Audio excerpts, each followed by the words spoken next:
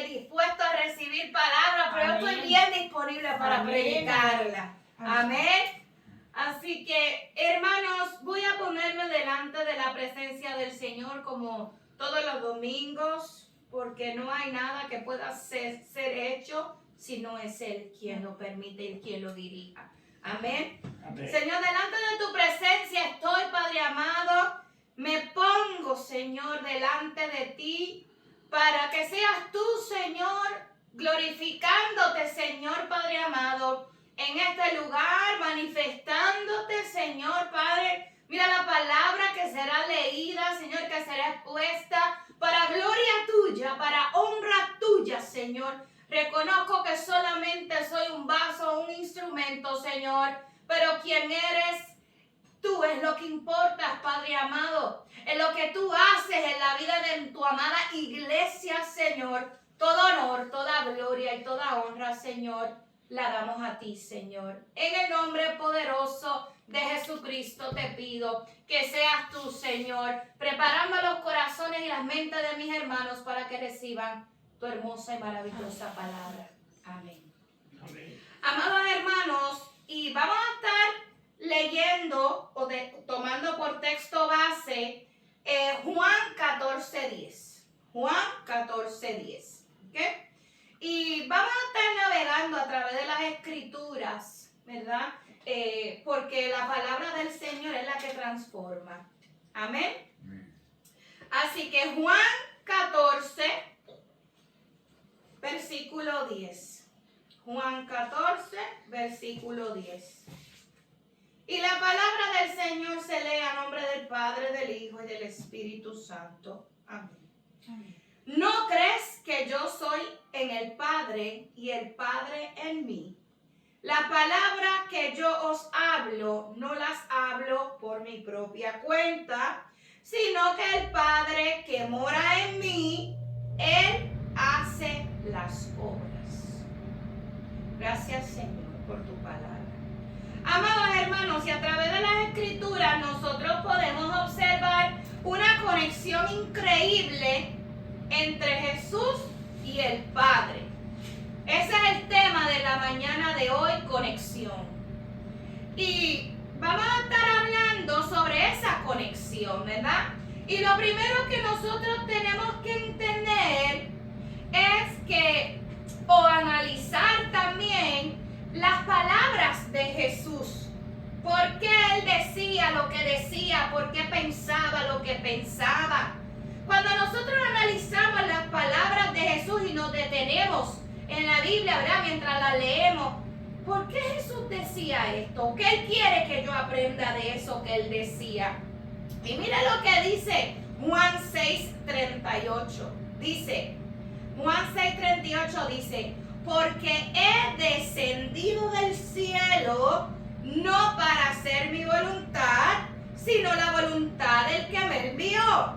Y esta es la voluntad del Padre que me envió, que de todo lo que Él me diere, no pierda yo nada, sino que lo resucite en el día postrero.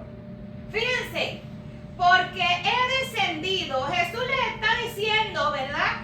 A través de la palabra, yo he descendido con un propósito, pero no hacer mi propia voluntad, sino la voluntad de aquel que me envió. Y esta es la voluntad del Padre. O sea, como quien dice, yo no me voy a quedar con esa voluntad para mí, yo voy a compartir esa voluntad con cada uno de ustedes, para que ustedes sepan cuál es la voluntad del Padre. Y dice que todo lo que me diere, nada se pierda. Amén. Sino que lo resucite en el día postrero. Yo quiero que usted entienda y analice que Jesús era que 100% Dios y 100% hombre, ¿verdad? No era un 50, era un 50, era 100% de ambas cosas. Jesús, siendo 100% hombre, tenía voluntad propia como hombre, pero Él rendía esa voluntad a la voluntad del Padre. Jesús podía decidir, hago esto o hago lo otro, como usted y yo en estos tiempos, ¿verdad? Pero Jesús extendía su voluntad a la del Padre. Como Dios, Él comparte la misma voluntad divina y como hombre, Él decidió obedecer. Piensen qué cosa más increíble. ¿Qué es lo que muestran estas cosas? Demostró Jesús su humildad en su vida, demostró sumisión ante la obediencia, mediante la obediencia perfecta, ¿verdad? Alineación total con el Padre. Así alineó completamente a esa voluntad y claro está, la vida de Jesús es un modelo para cada uno de nosotros. Yo quiero que usted entienda que basado en estos versículos que hemos leído hasta el momento, Jesús nunca actuó independiente del Padre. Nunca. Nunca. Él siempre actuó basado en la voluntad de su Padre. O sea, que Jesús no vino aquí ni a improvisar, ni a ver qué pasa, nada. Él vino con un encargo eterno y siguió instrucciones. Miren qué cosa más increíble. Vino con un encargo eterno y siguió instrucciones. Él vino, amados hermanos, a hacer la voluntad de nuestro Padre. Esto nos tiene que llevar a recapacitar. Si Jesús vino a hacer la voluntad del Padre, entonces quiere decir que cada uno de nosotros vinimos a hacer la misma voluntad. ¿Para qué? Para gloria de su nombre. Cada uno de nosotros tenemos un propósito, se nos ha encargado algo, ¿verdad? Vivir conforme a la voluntad de Dios, pregonar el evangelio, amar a Dios sobre todas las cosas, a nuestro prójimo como a nosotros mismos. Dice la palabra en Romanos 11:36, porque de Él y por Él y para Él son todas las cosas. Así, a Él sea la gloria por los siglos de los siglos. Amén. ¿Verdad? O sea que todo fue creado para Él, por Él y por Él. Entonces, miren lo que dice Efesios 1, del 4 al 7. Efesios 1, del 4 al 7. Dice, según nos escogió en Él antes de la fundación del mundo, para que fuésemos santos, sin mancha delante de Él, en amor, habiéndonos predestinados para ser adoptados hijos suyos por medio de ¿quién? De Jesucristo. Amén. Según el puro afecto de la voluntad de ¿quién? De su voluntad, para alabanza de gloria, de su gracia, con el cual nos hizo aceptos en el amado, en quien tenemos redención por su sangre, el perdón de los pecados según las riquezas de su gracia. ¿Verdad? Estos pecados han sido perdonados por pura gracia, no porque nos merecemos nada. ¿Ok? Entonces, bien, uno a veces se pregunta, ok, Jesús nos dijo esto, ¿cuál es la voluntad del Padre? Y entonces, en esa voluntad que Él nos dijo, esta es la voluntad del Padre, podemos analizarlo de dos maneras, parte A y parte B. La parte A dice que todo lo que me diere no pierda yo nada. O sea, que está hablando Jesús.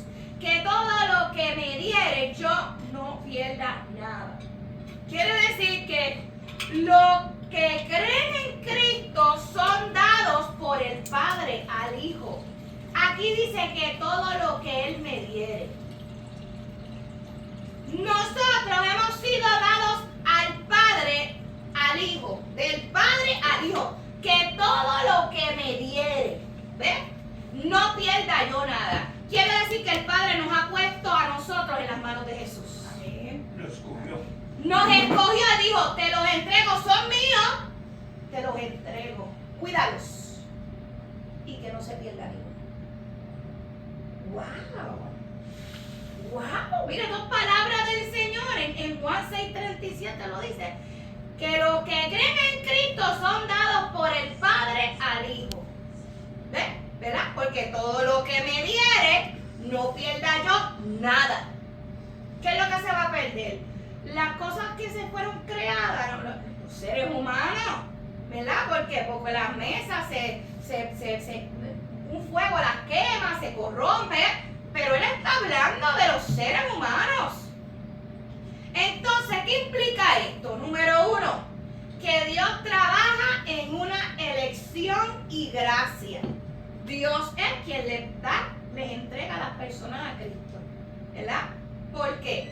Porque hubo un problemita, y usted sabe el problemita que hubo en el huerto del Edén. Así que dijo, mira, estos son mis hijos amados, yo los creé y ahora te los entrego, que nadie se pierda. Por eso es que Jesús vino con un propósito divino. Él vino a salvar ¿qué? Lo que se había perdido. Entonces implica, ¿verdad? También cuidado y preservación. Jesús cuida de cada uno de nosotros. Amén. Jesús cuida de cada uno de nosotros. Y dice la palabra en Juan 10, 27, 29, que Jesús no pierde a ninguno de los que el Padre le ha dado. ¿Verdad? El que se pierde, como dice la palabra, no como el hijo de perdición, el cual fue, ¿verdad? Y ustedes saben quién, que fue nuestro hermanito Judas. Hermanos, el que se pierde no es por voluntad de Dios, sino por voluntad propia. Es porque decide irse. ¿Ok? No porque decide irse. Jesús, yo sé que yo estoy en tus manos, tú me cuidas, pero yo he tomado una decisión. Yo he elegido apartarme de tu presencia. Yo he elegido irme. Y fíjense, cuando nosotros pensamos eso, nosotros lo que decimos, ay Dios, yo no quiero llegar a eso, pero hay mucha gente que lo hace. Se apartan de Dios todos los días. De las manos de Cristo se quieren salir todos los días. Es algo que lo vemos impactante, pero es normal para las personas. ¿Por qué? Porque el enemigo ciega las mentes y el entendimiento. Y no tiene una conciencia ni un impacto de lo que están haciendo. Amén. Así que, número 3, Jesús nos da una seguridad, pero no en esta vida nada más, eterna. La seguridad de Jesús no es en esta vida, es eterna. Por eso es que yo necesito que usted nunca pierda de perspectiva la eternidad. Lo primero que yo hago cuando hablo con mis pacientes es, ¿has pensado en la eternidad? Muchos me dicen, yo ni he pensado en eso. Imagínense, usted no piensa en la eternidad, considérese entonces perdido. ¿Por qué? Pues usted no sabe cómo llegar a esa eternidad, usted no sabe qué va a pasar, usted está a merced de... ¿Ves? Así que yo quiero que usted entienda que esa eternidad no depende de mérito humano, sino del poder de Cristo. Jesús no solo salva, Él sostiene y preserva la vida. Amén. Amén, amén. Esa es la parte A. La parte B dice, ¿verdad? La parte A dice que a todos los que me diere no pierda yo, y la parte B dice, sino que los resucite en el día postrero. Visión. Jesús asegura un destino eterno. Eterno. ¿Ok? Él no merece, él como que nos promete una resurrección con quién, con él, ¿verdad? Porque los muertos en Cristo resucitarán primero y luego nosotros, ¿verdad? Esa resurrección es una promesa. Cristo promete levantar a cada creyente. Vamos a ser levantados, amados hermanos. Cristo nos promete una vida incorruptible en el día postrero, en el día final del plan redentor. Él dará cuerpos glorificados. Y esos cuerpos no se van a corromper, no se van a destruir, ¿ok? Porque están en sus manos y Él los transforma.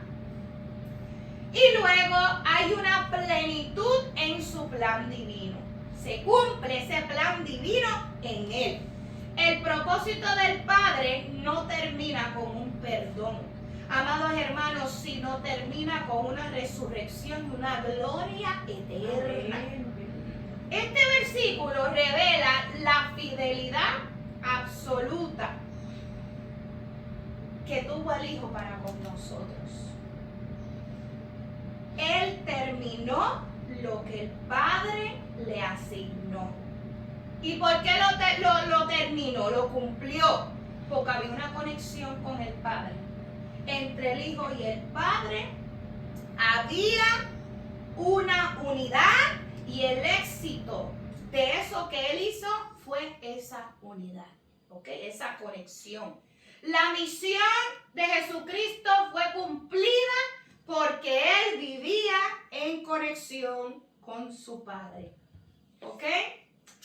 Hermanos, este versículo que yo he leído tiene como que engloba lo que es el corazón del Evangelio. El Hijo desciende, viene en carne, obedece y hace la voluntad del Padre, salva, guarda a los que el Padre le dio, los cuida, muere, resucita y completa la misión. Yo los llevo a ti, Padre, en el día en que tú decidas. Ese día estamos esperándolo, ¿verdad que sí? Amén. Ese es el día que estamos esperando. Amén. Todo esto es posible por la unidad y la conexión entre el Padre y el Hijo. Ahora, vamos a analizar entonces el éxito. ¿Cuál fue el éxito del ministerio de Jesús? Porque si analizamos el éxito del ministerio de Jesús, tenemos un poquito más de ¿qué? De entendimiento y podemos aplicarlo en nuestras vidas, ¿verdad que sí? Pues, ¿cuáles son esos puntos clave? Número 1, la intimidad y dependencia con su Padre. Había una relación constante. Jesús escuchaba y hacía la voluntad de su Padre como prioridad. O sea, no era que Él, ya mismo yo lo hago, tranquilo, yo lo voy a hacer, papá, pero dame un break, que yo tengo otras cosas que hacer. A la que el Padre decía algo, Jesús lo hacía. Igualito que nosotros, ¿verdad?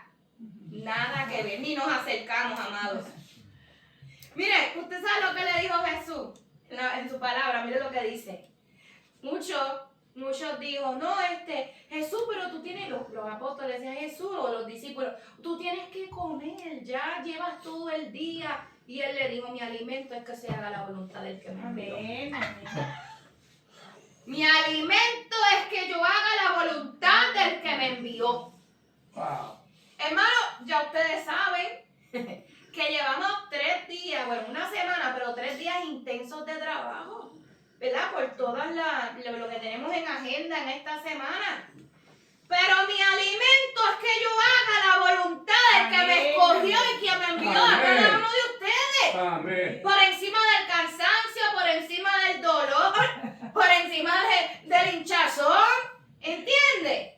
Tenemos que vivir como Jesús, tenemos que hacer lo que Él hacía.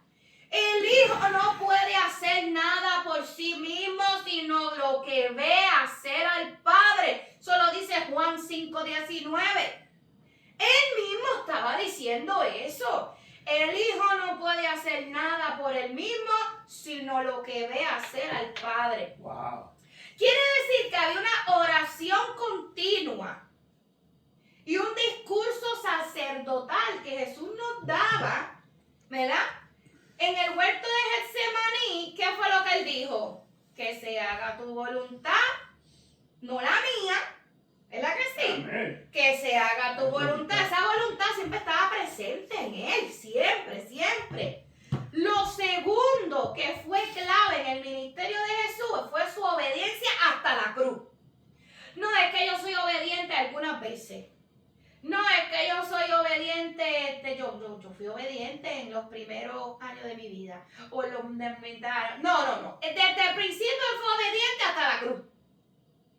Quiere decir que él sometió su vida a ese plan redentor. Cuésteme lo que me cueste. Fíjense, ahí es donde la cosa, ouch, duele, ¿verdad que sí? A pesar de lo que le vayas a pasar y del sufrimiento que te espera, obedéceme hasta la cruz. Yo te exaltaré en el día malo. Miren qué cosa más increíble. Jesús se humilló a sí mismo, haciéndose obediente hasta la muerte y muerte de cruz, que era una de las muertes más viles. Y eso lo dice Filipenses 2:8 para los que me sigan anotando. Tercera cosa del éxito en el ministerio de la vida de Jesús era su vida de oración y de comunión. Oraba antes, oraba durante y oraba después de todas las cosas que hacía, todos los actos ministeriales. Su vida era una caracterizada por la oración, antes, durante y después. ¿Quién hacía eso también? Daniel, ¿verdad? Daniel, vemos un Daniel que hacía eso también. Jesús se retiraba a orar. Eso es lo que vemos a través de la Escritura. Entonces dejó sus discípulos y se retiraba a orar, ¿verdad?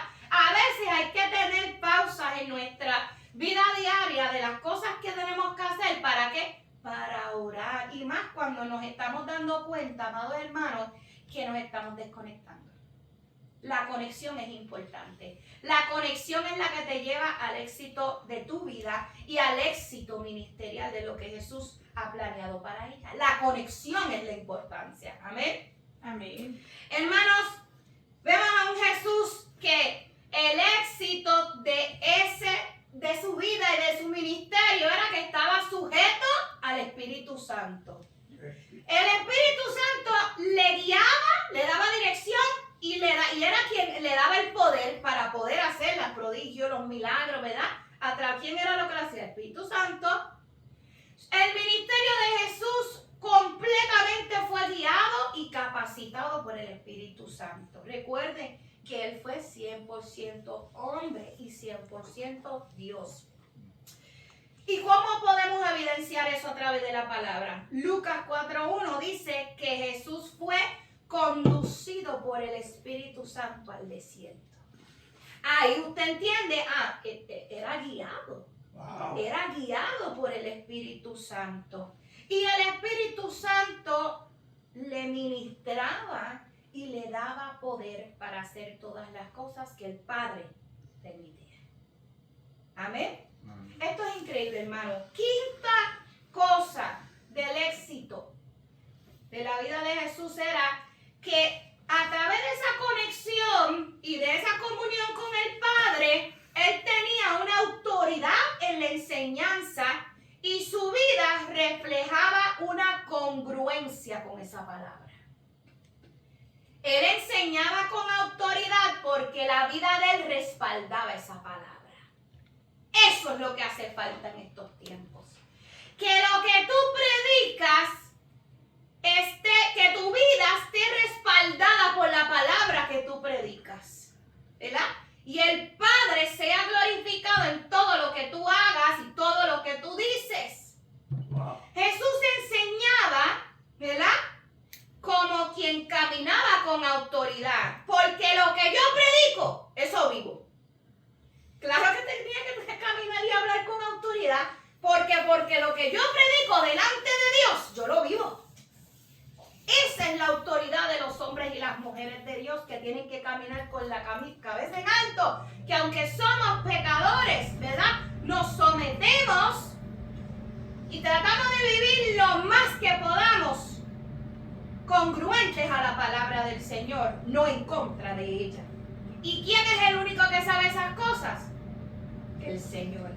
¿Y cómo son manifiestas, verdad, en nosotros que eso sea así? Por sus frutos. Los frutos de las personas son los que te dicen a ti si esa persona está alineada y viviendo bajo la voluntad de Dios. Es todo. Usted tiene que abrir los ojos y saber estas cosas. Otra de las cosas que garantizó el éxito fue que él tenía clara su misión. O sea, que él tenía un enfoque en el propósito. Él tenía que saber para qué él vino y no distraerse del objetivo principal. Eso es lo que usted tiene que hacer también, amados. Jesús dijo que, Jesús declaró su misión. ¿Y cuál es la misión? Él vino a dar testimonio de la verdad. La verdad viene del Padre y el Hijo da testimonio de esa verdad. Miren qué cosa increíble. Número 7. El éxito también se debió a la perseverancia. Fue persistente y perseverante, aún en medio de las oposiciones, aún en medio del sufrimiento, del cansancio, de la enfermedad. Él se mantuvo con fidelidad pese a esa persecución. Lo perseguían los fariseos, lo perseguía todo el mundo, hermano. Ay, ¿será verdad que este dice la verdad? La mayor persecución fue la de los fariseos, pero él fue perseguido, hermano, por distintas clases políticas y religiosas. Jesús sufrió rechazo, pero él fue fiel y perseverante hasta la cruz. Él perseveró y aguantó.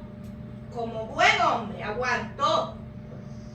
Y esa perseverancia, ¿quién se la daba? El Espíritu Santo.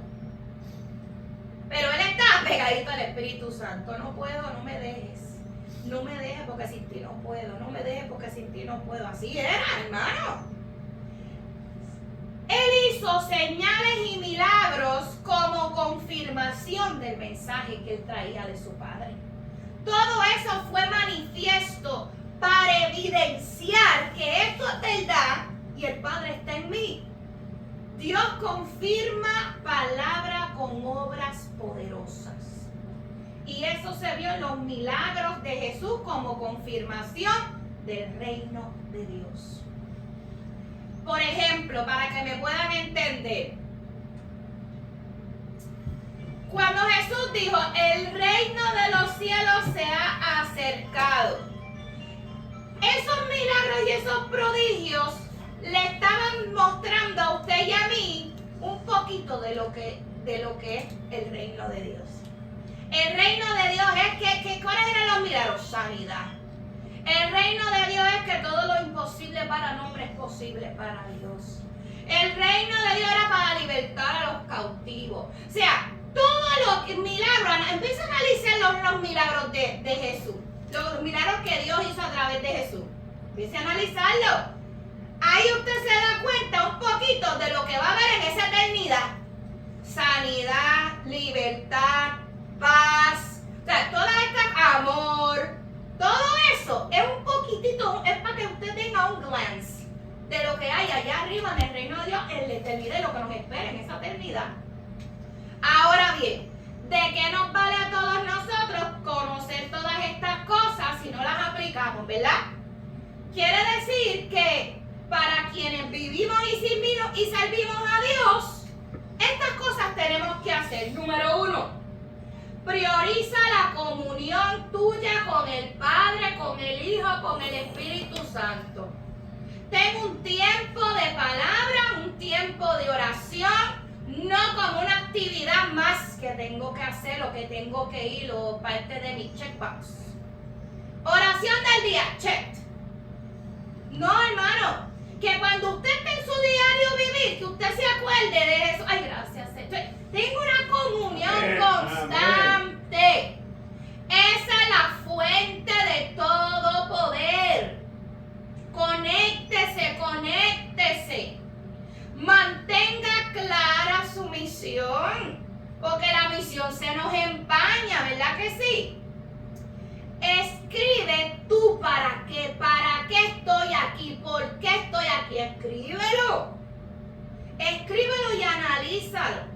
Y deja que esa misión que Dios tiene para ti sea tu agenda y que toda decisión esté guiada por el Padre a través del Espíritu Santo de Dios. Número 3, fomenta siempre que otros también se conecten. Hagan discípulos a otras personas. Mire, hermano, la obra que realmente perdura es esta que se multiplica. La obra que perdura es la que se multiplica. ¿Por qué? Porque se expande. Por eso es que cada uno de nosotros ya tenemos acceso al Evangelio, ¿verdad? Por esa perseverancia y ese compromiso que tuvieron la iglesia primitiva. Número 4, algo que tienes que hacer es aceptar el sufrimiento con sentido redentor. Nunca mires al sufrimiento de ahora o las necesidades de ahora o la oposición de ahora como lo que está pasando ahora. No, siempre mira el sufrimiento con un sentido redentor. Ahora estoy así, pero yo tengo una gloria eterna que me espera. Ahora sufro aquí, pero la felicidad que a mí me espera y el amor eterno no se compara con la gloria venidera. Pero nunca vemos el sufrimiento con un sentido redentor, con un sentido eterno de lo que va a pasar después, eternamente, porque lo que está pasando aquí, esto es momentáneo. Hermanos, tenemos que tener resistencia hasta llegar al día en que seremos llevados o levantados o muertos en Cristo, ¿verdad? Para ser levantados. Resiste, aguanta y ten tu mirada siempre con un sentido en la eternidad, no con lo que está pasando aquí. Amén. Hermanos, vivan con integridad. Se está perdiendo la integridad y más la compasión con las demás personas. La reputación o el testimonio y el amor práctico abren puertas. Son unas puertas abiertas de acceso para que tú puedas predicar el evangelio. Una persona de dudosa reputación es bien recibida. Lo que esa persona habla es bien recibido. Pero miren el ejemplo del apóstol Pablo, que era, ¿verdad?, malo, mataba, asesino. Y cuando vino a decir el mensaje, nadie quería estar ni siquiera al lado de él. Tenían miedo. ¿Usted se cree que ante un asesino yo lo voy a escuchar? Yo lo que estoy pendiente es a ver cuándo quiere sacar algo para matar. ¿Verdad que sí? Pues hermano, de la misma manera la gente va a pensar de nosotros. Si esta persona está cojeando, tiene una reputación dudable, un testimonio dudable, pues no me interesa lo que tengas que decirme. Por eso es que yo le digo, vivan con integridad y vivan como Jesús vivo, pendiente en hacer la voluntad del Padre y comportarse como el Padre del Hijo. Ya vemos características del Padre, del carácter del Padre. Seamos nosotros así. Tengan resistencia. Amén. Esto abre las puertas para la palabra del Señor. Amén. Hermano, todo ministerio que verdaderamente glorifica al Padre replica la vida de Jesús. La intimidad con el Padre imita también la obediencia y la dependencia del Espíritu Santo. No se trata de lo que la pastora o los hermanos tengan en una agenda. Se trata de preguntarle al Espíritu Santo, ¿qué quieres hacer con nosotros? ¿Hacia dónde nos dirigimos? No tengo idea de lo que vamos a hacer. No tengo idea de dónde vamos a ir, pero tú sabes todas las cosas y nos rendimos a ti. Tenemos que tener 100% dependencia de Dios y caminar en humildad en el servicio y la fidelidad del mensaje de Cristo. Si tu deseo, ¿verdad?, dentro de tu alma es que toda tu vida y tus actos glorifican al Padre, nosotros tenemos hoy que comenzar vidas cultivando las disciplinas que observamos en Jesús. ¿Ok? Tenemos que comenzar. Si has nacido tu vida, hoy tenemos esa oportunidad de ¿qué? De leer y usar la palabra de Dios, de orar sin cesar. Fíjense, Jesús no cesaba en la oración, él seguía. Perseveraba en las aflicciones, Tenemos que servir con humildad, no como si fuéramos los nenes lindos de la película, que el único nene lindo es Él. Tenemos que amar, pero no amor fingido, amor puro. Tenemos que tener pureza en el corazón y procurar el bienestar de nuestros hermanos, mucho más que de nosotros mismos. Porque nosotros se encarga el Señor. Vele el bienestar de sus hermanos, no los hagan sufrir, porque a veces hacemos sufrir a las personas con actos, con palabras, con indiferencia. Amados hermanos, tenemos que amarnos y cuidarnos. Tenemos que formar a otros. De esta manera, si hacemos todas estas cosas, el nombre de Dios será glorificado en tu vida. Porque tú vas a glorificar al Padre en todo lo que hagas. Mira lo que dice Jesús. El Hijo no puede hacer nada por sí mismo, sino lo que ve hacer del Padre. Quiere decir que ¿quién fue modelo para Él? El Padre. Jesús es modelo para nosotros y usted tiene que ser un modelo también, ¿verdad? Y siempre busque llevar a las personas a Jesús. No me mire a mí, mire a Jesús. Amén. No me mire a mí, mire a Jesús, ¿verdad? Amén. Ahora, esto no significa que nosotros no tenemos unas capacidades para no lograrlo, ¿verdad? Mire, nosotros si tenemos una unidad o una conexión perfecta en la voluntad de Dios, estamos bien. Si nosotros tenemos una conexión, una unidad perfecta en el propósito, vamos a estar bien. Y si tenemos una unidad perfecta activa, o sea, en una acción, que la palabra se haga rema, se haga acción en nosotros, vamos a estar Amén. bien. Amén. Mira, hermano, yo le digo una cosa, que no piense que Jesús es una copia del Padre. Jesús no es la copia del Padre. No es un copy-paste, ¿ok? Jesús reveló lo que el Padre hace o lo que el Padre es. Porque hay una conexión entre ellos dos increíble. Jesús veía. Usted sabe que a veces uno dice, Señor, quiero ver como tú ves las personas. Quiero ver como tú ves las cosas. Pues si tú quieres ver a través de los ojos de Jesús, yo le voy a decir que Jesús veía de una forma eterna y divina. Nada de lo que él veía, nada de esto, eterna y divina. Quiere decir que él no dependía por lo que veían sus ojos, sino por lo que ya él sabía. La manera tenemos que hacer nosotros, ve con los ojos espirituales de una manera eterna y divina. La voluntad del Padre era sanar, pues ¿qué él hizo? Sanaba. La voluntad del Padre era libertar, ¿qué hacía Jesús? Libertaba. La voluntad del Padre era amar, Jesús amaba. La voluntad del Padre era salvar, Jesús dio su vida por el rescate y vida eterna de Amén. muchos. Amén. ¿Ves? No era copy-paste, es que estaban ellos, miren, conectados. Lo que veo de mi Padre, eso hago. Eso es lo que traigo aquí al mundo. El reino de los cielos se acercó a nosotros, amados hermanos, a través de Jesucristo.